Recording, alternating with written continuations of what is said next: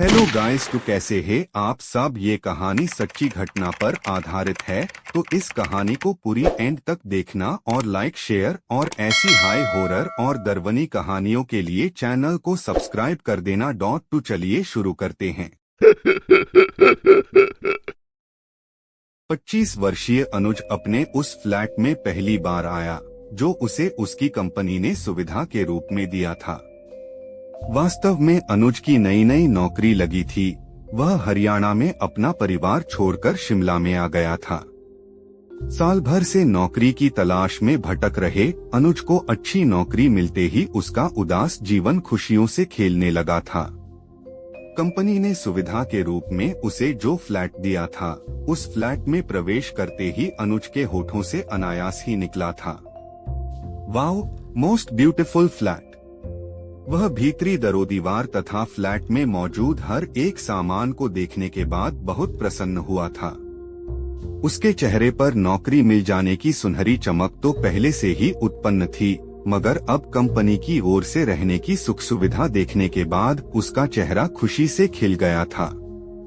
अपने जरूरी सामान से भरा बैग उसने कंधे से उतारकर नीचे फर्श पर छोड़ा तथा लंबे डग भरकर सामने पड़े सोफे पर जा बैठा।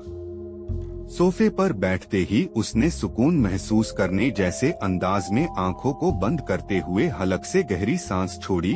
फिर चंद लम्हों बाद अनुज फ्रेश होने के लिए बाथरूम की ओर प्रसन्न मुद्रा में गुनगुनाता हुआ बढ़ा।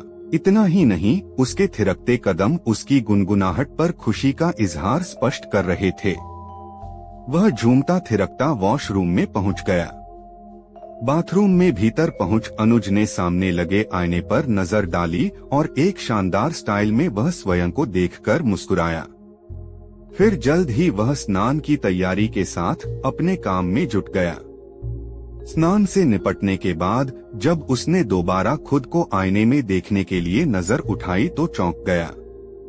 एकाएक उसके चेहरे से उलझन प्रकट हुई, आंखों में प्रश्न उभरा, क्योंकि इस बार आईना देखते हुए अनुज ने देखा था कि एक साथ कई दरारें आईने पर पड़ी हुई हैं।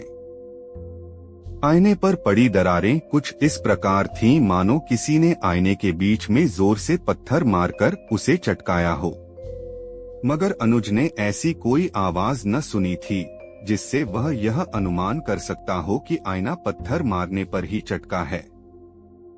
कुछ देर पूर्व उसने आईने को अपने सही रूप में देखा था, मगर अब आईना बुरी तरह दरारों से भरा उसकी आंखों के सामने था।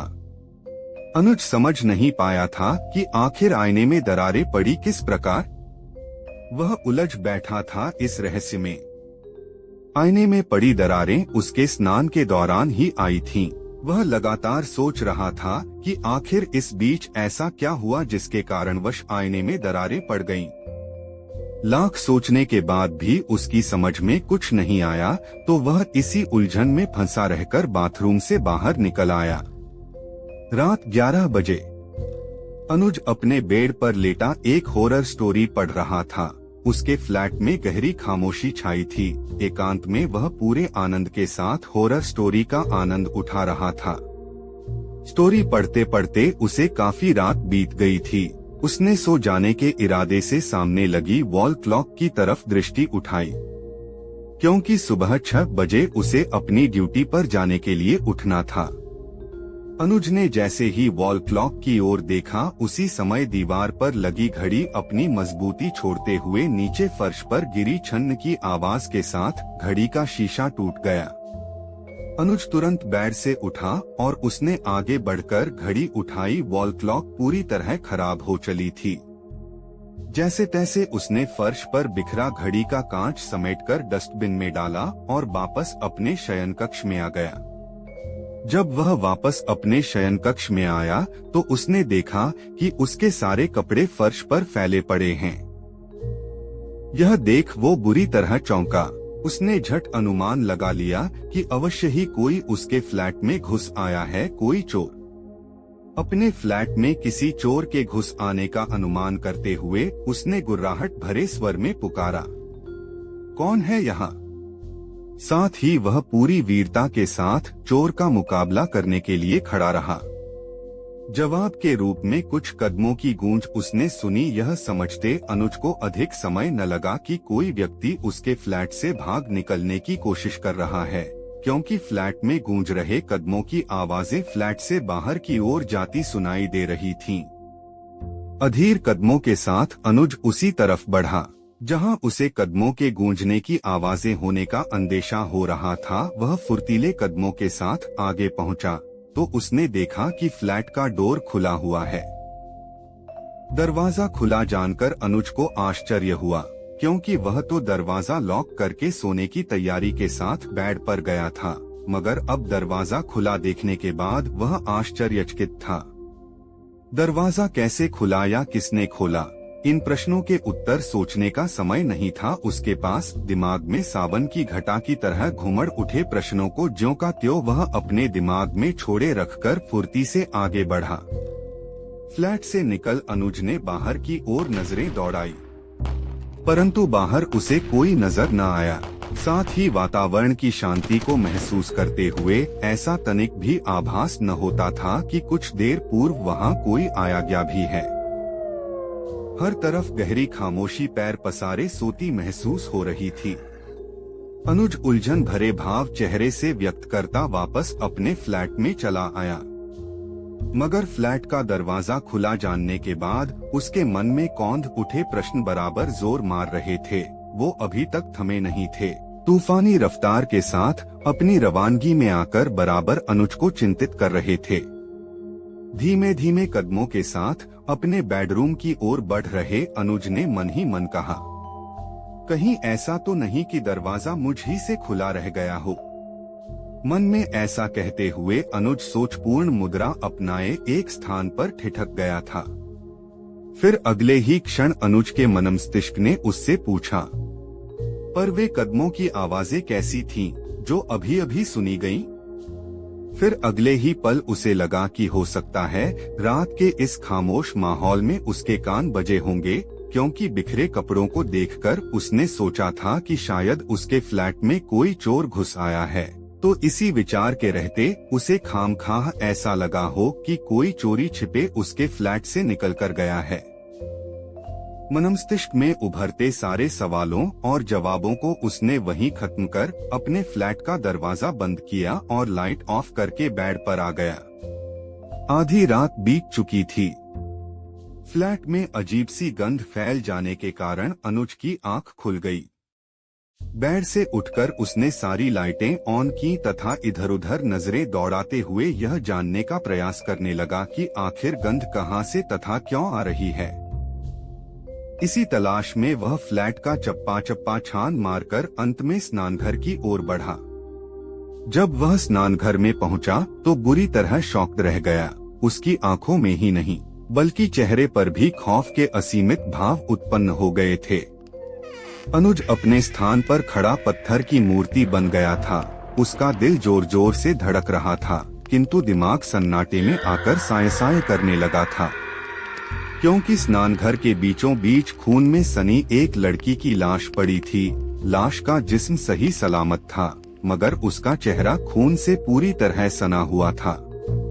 लाश को देखते हुए इस बात का भली प्रकार आभास होता था कि उसके सर पर वार करके ही उसकी हत्या की गई है। लाश के चेहरे पर छाया खून सूखी पपड़ी बन गई थी। इससे यह अनुमान लगाया जा सकता था कि उसकी हत्या हुए बहुत वक्त बीत चुका है। लाश को अपने बाथरूम में देखते हुए भयभीत अनुज की समझ में तनिक भी न आया कि यह लाश किस प्रकार उसके स्नानघर में आ गई। अनुज का तो जैसे पूरा दिमाग ही खराब हो चला था। उसकी समझ में कुछ भी न आ रहा था। कुछ देर के बाद मानो वह गहरी गफलत से जागा तो उसे ख्याल आया कि वह फौरन इस घटना के बारे में पुलिस को बताए। मन में यह विचार आते ही वह वापस अपने शयन कक्ष में पलट गया। बेड पर रखा उसने अपना मोबाइल उठाया और झट पुलिस स्टेशन का नंबर मिलाना शुरू किया। इससे पहले कि वह पूरा नंबर डायल कर पाता, किसी ने मधुर स्वर में उसे पुकारा। इस मधुर स्वर को सुनते ही वह तत्काल पीछे पलट गया। पलटकर उसने देखा कि उसकी आंखों के सामने वही लड़की खड़ी है जिसे एक लाश के रूप में देखते हुए वह अपने बाथरूम में छोड़कर आया था। लड़की अपने उसी रूप में थी जिसमें अनुज ने उसे बाथरूम में देखा था। उसे देखकर अनुज बुरी तरह डर गया। सब कुछ भूलकर उसने लड़की से भयभीत स्वर में पूछा, कौन हो तुम? वह युवती चेहरे से बड़े ही खौफनाक भाव व्यक्त करते हुए बोली, मैं एक लाश हूँ, वही लाश जिसे अभी कुछ देर पहले तुमने अपने बाथरूम में देखा था। वो तो मैं भी जानता हूँ, अनुज कंपित स्वर में बोला, मगर तुम जिंदा कैसे हो गई? तुम्हें लाश बनाने के लिए? युवती का स्वर आतंकित था।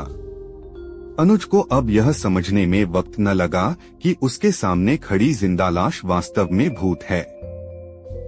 अनुज संभलकर बोला, मगर तुम मुझे क्यों लाश बनाना चाहती हो? आखिर मेरा कसूर क्या है? तुम्हारा कसूर सिर्फ इतना ही है कि तुम इस फ्लैट में आकर ठहरे हो। मैंने तुम्हें इस फ्लैट से निकल जाने के लिए कई इशारे दिए। पहले तुम्हारे स्नानघर के आईने में दरारें डाली, फिर तुम्हारी वॉल क्लॉक तोड़ दी, फिर उसके बाद तुम्हारा कपड़ों से भरा बैग खाली कर तुम्हारे कपड़े निकालकर फेंक दिए, फिर तुम्हारे फ्लैट का दरवाजा खोल दिया ताकि तुम पेश आई इन छोटी छोटी घटनाओं से डरकर भाग जाओ। मगर तुम बहुत निडर निकले, इसलिए अब मैं तुम्हें किसी भी कीमत पर जिंदा नहीं छोड़ सकती। मगर तुम मुझे इस फ्लैट से क्यों निकालना चाहती हो? क्योंकि इसी फ्लैट में 2 आदमियों ने मिलकर मुझे मार डाला था। उसी दिन से मैं इस फ्लैट में रहती हूँ। पर ऐसा तुम्हारे साथ क्यों हुआ? उन दोनों आदमियों ने तुम्हारा मर्डर क्यों किया? अनुज ने पूछा। क्योंकि वो दोनों मुझे उठा लाए थे। इस फ्लैट में लाकर उन्होंने मेरा बलात्कार किया था, फिर उसके बाद मेरा कत्ल कर दिया था। तब से उनकी प्रतीक्षा में मैं यहाँ रहती हूँ। एक दिन वो दोनों यहाँ जरूर आएंगे और मैं उन्हें अपने हाथों से खत्म कर दूंगी। इसके लिए इस फ्लैट का खाली रहना बहुत आवश्यक है। ठीक है, तो मैं यह फ्लैट छोड़कर अभी चला जाता हूँ, अनुज ने पूर्ववत स्वर में कहा। नहीं, वह आदेशात्मक स्वर में बोली, अब इस फ्लैट से तुम्हारी लाश ही जाएगी, क्योंकि तुम मेरी हकीकत जान गए हो। लिहाजा तुम्हें जिंदा छोड़कर मैं जमाने के लिए चर्चा का विषय नहीं बनना चाहती, वरना मेरा मकसद अधूरा रह जाएगा। मुझ पर भरोसा करो, अनुज पीछे हटता हुआ बोला। मैं तुम्हारा राज ही रखूंगा। मैं तुम्हारे बारे में किसी से कुछ नहीं बताऊंगा। मेरा यकीन मानो, मुझे जाने दो, अनुज गिड़गिड़ाने लगा। तुम जिंदा यहाँ से नहीं लौट सकते, युवती ने कहा। मुझे जाने दो कहते हुए अनुज इस हद तक पीछे हटा कि अब और पीछे नहीं जा सकता था, यानी उसकी कमर दीवार से सट गई थी। लड़की डरावना भाव चेहरे पर लिए उसकी ओर कदम उठाने लगी। अनुज का दिल जोर जोर से धड़कने लगा। आंखों के सामने उसे अपनी मौत नाचती नजर आने लगी। अपने बचाव का उसके पास कोई रास्ता तो रह ही नहीं गया था। वह किसी भी कीमत पर मरना नहीं चाहता था, मगर उसके न चाहने पर भी उसकी मौत निरंतर उसकी ओर बढ़ रही थी। अनुज हर पल इस सोच में था कि किसी सूरत से कोई बचाव का रास्ता सामने आ जाए तो तत्काल स्वयं को इस बेवक्त की मौत से बचा ले, लेकिन उसके सामने सिवाय उसकी मौत के और कुछ भी न था। मौत हर क्षण उसे अपनी आगोश में भर लेने के इरादे से उससे निकटता बढ़ा रही थी। जब वह जिंदा हुई लाश उससे केवल 4 कदम के फासले पर रह गई तो अचानक अनुज का स्वर उभरा। वह बोला, ठहर जाओ। मैं मरने से पहले अपने मुंह में गंगाजल की कुछ बूंदें डालना चाहता। वह युवती ठहर गई, बोली, ठीक है। तभी अनुज गंगाजल लेने आगे बढ़ा। वह गंगाजल लेकर वापस युवती के पास चला आया। वहां आते ही अनुज ने सारा गंगाजल उस लड़की पर उंडेल दिया जो मरकर भी जीवित थी। गंगाजल उस पर गिरते ही उसमें आग लग गई। वह प्रेत आत्मा चीखती चिल्लाती रही। आग उसमें चारों तरफ से लगी थी। अनुज इस दृश्य को देखता रह गया। आपको ये स्टोरी कैसी लगी कमेंट में बताना।